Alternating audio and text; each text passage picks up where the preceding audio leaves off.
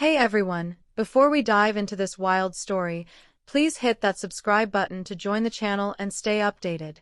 I walked into the office that Monday, my heels clicking on the polished floor, feeling on top of the world. My latest project had just secured a major client, and the buzz in the boardroom was electric. But something felt off. My secretary, Karen, gave me a sidelong glance as I passed her desk. Her usual chirpy good morning was replaced by a tight-lipped smirk. I brushed it off, figuring she was just having a bad day. But then I overheard her whispering to a colleague in the break room. "She didn't earn that promotion," Karen said, her voice dripping with venom. My stomach dropped. I froze behind the coffee machine, clutching my mug. She was talking about me. Me, the one who'd been grinding for years, pulling all-nighters. Her words stung like a slap. They echoed in my head all morning. By noon, I knew I had to confront this. Karen's desk was a fortress of sticky notes and coffee cups, her domain for the past 3 years. I'd always thought we were a team. She handled my schedule, I trusted her with sensitive emails. But now, her betrayal was clear. I caught her typing furiously, her screen angled away from me. Was she spreading more gossip? I couldn't let it slide. My reputation was everything in this cutthroat industry. I'd clawed my way to VP through sheer determination, not by cutting corners. Karen's accusation wasn't just a lie, it was a bomb. I needed proof to shut it down. My mind raced to the emails she'd sent me over the years. There had to be something there. Something to show the truth. I opened my laptop, heart pounding, and started digging. The office was quiet, save for the hum of the AC and distant chatter from the sales team. I scrolled through my inbox, searching for Karen's name.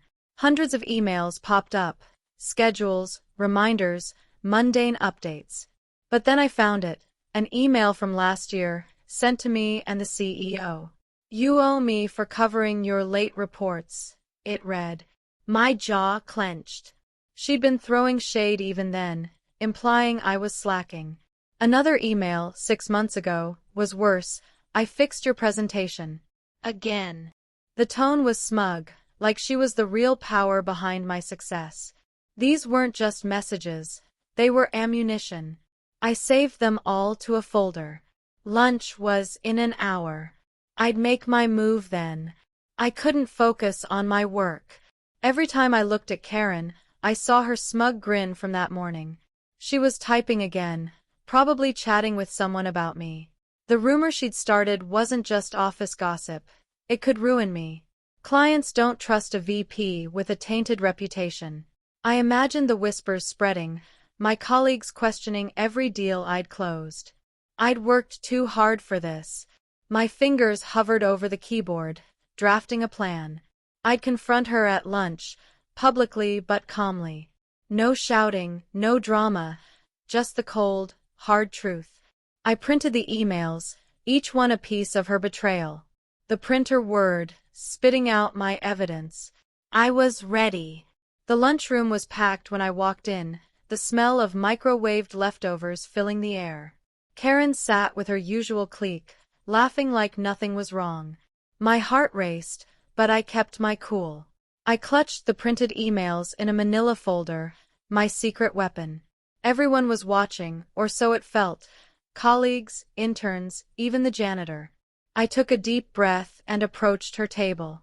"Karen," I said, loud enough for heads to turn. Her smile faltered. I set the folder down with a deliberate thud. "We need to talk about what you said this morning." The room went silent. All eyes were on us. This was it, the moment to clear my name. Karen's face turned pale, but she recovered quickly, tossing her hair with a fake laugh. "What are you talking about?" she said, her voice syrupy sweet. I didn't flinch. I opened the folder and slid the first email across the table. "This one," I said, pointing to her words. "She didn't earn that promotion." Gasps rippled through the lunchroom. Karen's eyes widened, but she tried to play it off. "That's out of context," she stammered. I wasn't done. I pulled out another email, this one sent to the CEO behind my back. You told him I was unprepared for the Q3 meeting, I said. The crowd leaned in. Karen's lies were unraveling. I kept my voice steady, though my hands shook with adrenaline. Each email I revealed was a brick in the wall of truth I was building. One from last month, she's only VP because of charm. Another from February, I do half her work. Karen's clique shifted uncomfortably, avoiding her eyes. I could feel the room's energy shift in my favor.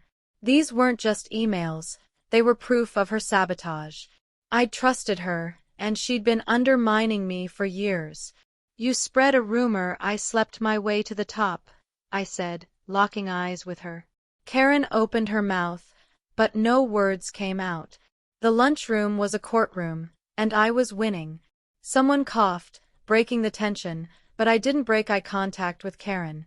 I slid the final email across the table. It was the worst one, sent to the CEO 3 weeks ago.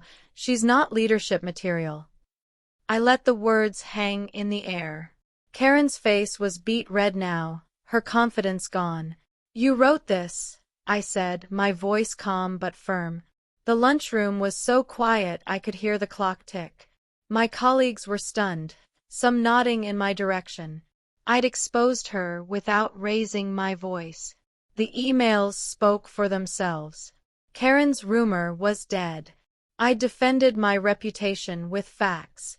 Karen tried to deflect, mumbling about misunderstandings, but no one was buying it.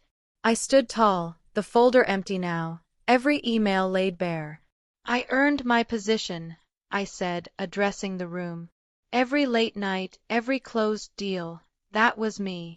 A few colleagues clapped softly, others murmured agreement. Karen's clique dispersed, leaving her alone at the table. I didn't need to say more. The truth was out, and it felt like a weight lifted off my chest.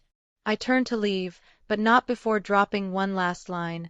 Next time, Karen, keep my name out of your mouth. The room erupted in whispers. Back at my desk, I exhaled, the adrenaline fading.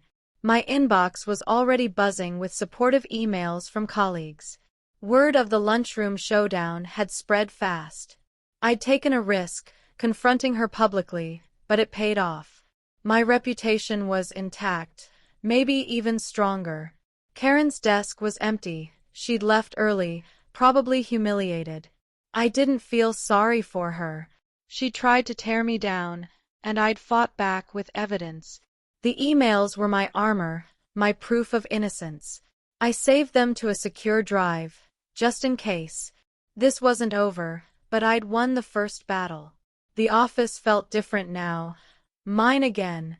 The next morning, the office was abuzz with whispers, but none were about my competence.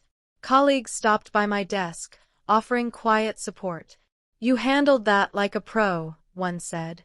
I smiled, but inside, I was still on edge. Karen's absence was noticeable. Her desk sat untouched, her coffee cup still there. Rumors swirled that she'd called in sick. I didn't care. My focus was on damage control. I scheduled a meeting with the CEO to clear the air. He needed to know the full story, not just Karen's emails. I prepared a timeline of my projects, every milestone I'd hit.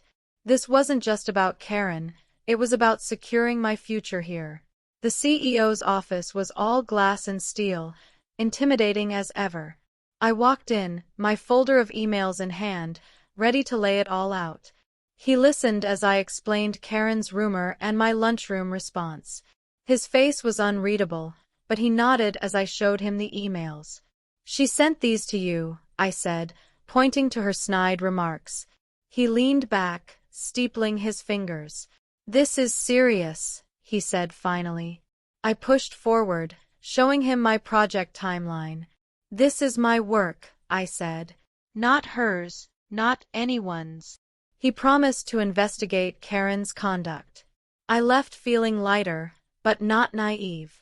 I'd still need to watch my back. By midweek, the office dynamic had shifted.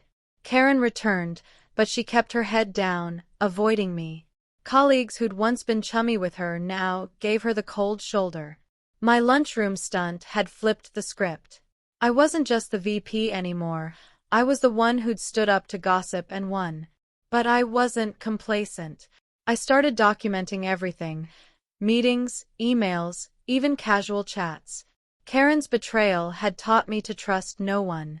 I also tightened my inner circle, leaning on colleagues I knew had my back. The office was a battlefield, and I was arming myself with vigilance.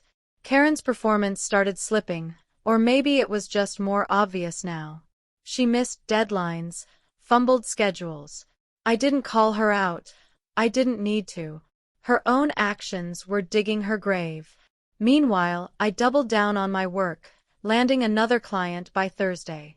The CEO praised me in an all-staff email, a public win that felt like vindication. Karen's name wasn't mentioned, but the subtext was clear. I was the real deal. Colleagues congratulated me, some joking about my lunchroom justice. I laughed, but inside, I was still processing. Trust was hard to rebuild, but I was getting there. Friday brought a surprise, an HR meeting.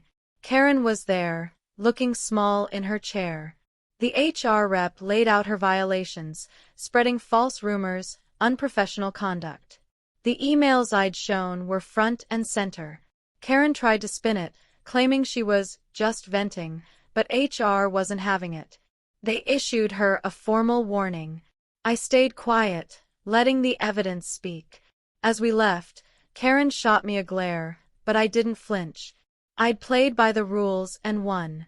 Back at my desk, I felt a mix of relief and wariness. This wasn't the end of office politics, but I'd set a precedent. The weekend gave me time to reflect. I'd always seen the office as a meritocracy, but Karen's actions showed me otherwise. Gossip could be as dangerous as a bad deal. I thought about my journey, years of late nights, tough negotiations, and constant learning. No one had handed me anything. Karen's rumor had tried to erase that, but I'd fought back.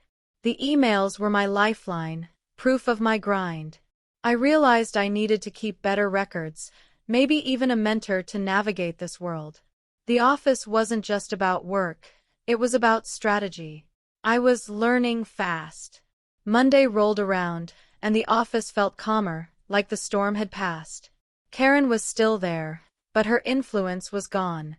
Colleagues treated her like a ghost, and she kept to herself. I focused on my next project, a pitch for a major tech firm. My confidence was back, sharper than ever. I started mentoring a junior colleague, sharing what I'd learned about office politics. Always have receipts, I told her, half joking. But I meant it. The emails I'd saved had saved me. I wasn't just surviving now, I was thriving, with a new edge to my game. The tech pitch went perfectly, and the client signed by Wednesday. My team celebrated with drinks after work, and for the first time in weeks, I relaxed. Colleagues toasted to my lunchroom legend status, and I laughed, letting the tension go. Karen wasn't at the bar, she hadn't been invited. Her absence was a reminder of my victory, but I didn't gloat. I'd won by being smarter, not louder. Back home, I saved another batch of emails, just in case. The office was a chessboard, and I was learning to play like a grandmaster. Every move mattered. A month later, Karen resigned. Her departure was quiet, no fanfare, no goodbye email. I heard she'd taken a job at a smaller firm. Good for her, I thought, but I didn't dwell on it. My focus was forward, new clients, bigger projects. The CEO called me into his office to discuss a potential promotion. "You've proven yourself," he said. I nodded, but inside, I was beaming. The lunchroom showdown had changed how people saw me. I wasn't just competent, I was formidable. The emails had been my sword, but my work was my shield. I was ready for whatever came next. Looking back, Karen's rumor was a wake-up call. I'd been naive, thinking hard work alone would protect me. The corporate world was a jungle, full of traps like gossip and betrayal. but I'd learned to navigate it. I kept my inbox organized, my achievements documented, and my allies close. The lunchroom moment wasn't just about clearing my name, it was about claiming my power. I'd shown everyone I wasn't to be messed with.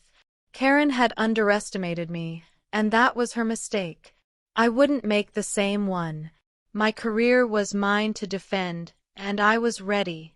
The promotion came through a week later, a senior VP role with more responsibility. I accepted, knowing it meant longer hours but also bigger wins. My new office had a view of the city skyline, a reminder of how far I'd come. I thought about Karen briefly, wondering if she regretted her words. But it didn't matter. She was gone, and I was still here, stronger for it. I framed my first big contract on the wall, a symbol of my hustle. The emails were still saved, a digital trophy of my victory. I wasn't paranoid, just prepared. The corporate game never stopped. My team grew, and I made it a point to foster trust. No gossip, no cliques, just results. I led by example, staying late when needed, praising good work. Colleagues respected me, not just for my title but for how I handled Karen. The lunchroom story had become office legend, retold with a mix of awe and humor. I didn't mind. It reminded everyone I wasn't just a suit, I was a fighter. I started a mentorship program, teaching younger employees to document their wins. Protect yourself, I'd say. The office was safer now, but I stayed vigilant. A new challenge came in the form of a rival firm poaching our clients. I spearheaded the response, working late to craft a killer pitch. My team rallied, and we saved the account. The CEO called it my best work yet. I smiled, but I was already thinking 3 steps ahead. Karen's betrayal had taught me to anticipate threats, not just react. I checked my inbox daily for anything off, saved every key email. My reputation was ironclad now, but I knew better than to relax. The corporate world rewarded the paranoid, and I was playing to win. 6 months later, I was invited to speak at an industry conference. My topic? Leadership under pressure. I told the lunchroom story, framing it as a lesson in resilience. The audience loved it, clapping when I described pulling out the emails. I didn't name Karen, but I didn't need to. The point was clear: truth wins, but you have to fight for it. Afterward, people approached me, sharing their own stories of workplace betrayal. I realized my experience wasn't unique. Gossip was a universal weapon, but so was evidence. I left the conference feeling like a warrior. Back at the office, I implemented new policies to curb toxic behavior. Anonymous feedback boxes, mandatory HR trainings, small steps, but they mattered. Colleagues thanked me, saying the office felt fairer. I wasn't trying to be a hero, just practical. Karen's rumor could have ended me, but it made me smarter. I shared my story with new hires, not to scare them but to prepare them. Keep records, I'd say. They're your shield. My inbox was a fortress now, every email a potential lifeline. I wasn't just surviving the corporate game, I was rewriting the rules. A year after the lunchroom showdown, I was thriving. My team closed 3 major deals, and I was shortlisted for an industry award. The CEO called me his secret weapon. I laughed, but I knew the truth. My real weapon was preparation. Karen's emails had been a gift in disguise, forcing me to sharpen my instincts. I still thought about that day sometimes, the way the room went silent when I laid out the evidence. It wasn't just about winning, it was about proving I belonged. I'd earned my place, and no one could take that away. Not anymore. The office culture had changed for the better. Gossip still happened, but it was quieter, less vicious. I'd set a standard: mess with me, and you'd face facts. Colleagues respected that. Some even asked for advice on handling their own workplace dramas. I'd tell them to stay calm, gather evidence, and strike when the time was right. The lunchroom moment had made me a mentor, not just a leader. I kept my emails backed up, my projects documented. The corporate world was still a jungle, but I was a seasoned explorer now, unafraid of the shadows. Karen's name came up once, in a casual chat with a colleague. She was struggling at her new job, apparently. I didn't gloat. It wasn't worth my energy. Her betrayal had been a turning point, but it didn't define me. My work did. My promotions, my deals, my team's success, those were my legacy. The emails were just a tool, a way to clear the noise. I'd moved past the drama, but I'd never forget the lesson. Trust was earned, not given, and I'd earned mine the hard way. The office was my domain now, and I ruled it with clarity. As I prepared for my next big project, I reflected on how far I'd come. The lunchroom wasn't just a showdown, it was a declaration. I'd staked my claim, not with rumors or charm, but with truth. My inbox was still my fortress, my achievements my armor. I mentored more women, teaching them to navigate the corporate maze. Own your story, I'd say. No one else gets to write it. Karen's lie had tried to rewrite mine, but I'd taken the pen back. The emails were my proof, but my work was my power. I was unstoppable now. So here I am, a year later, stronger and wiser. The corporate world is still a battlefield, but I'm ready for it. Karen's rumor was a spark, but I turned it into a fire that lit my path. I don't just survive, I thrive. Every email I save, every deal I close, is a reminder. I earned this. If you're watching, take note. Protect your truth, document your wins, and never let anyone dim your shine. I'm living proof that the truth wins, but only if you fight for it. Thanks for listening to my story. Now go write your own. Thanks for watching, everyone. If you loved this story, please subscribe to the channel for more real-life drama and lessons.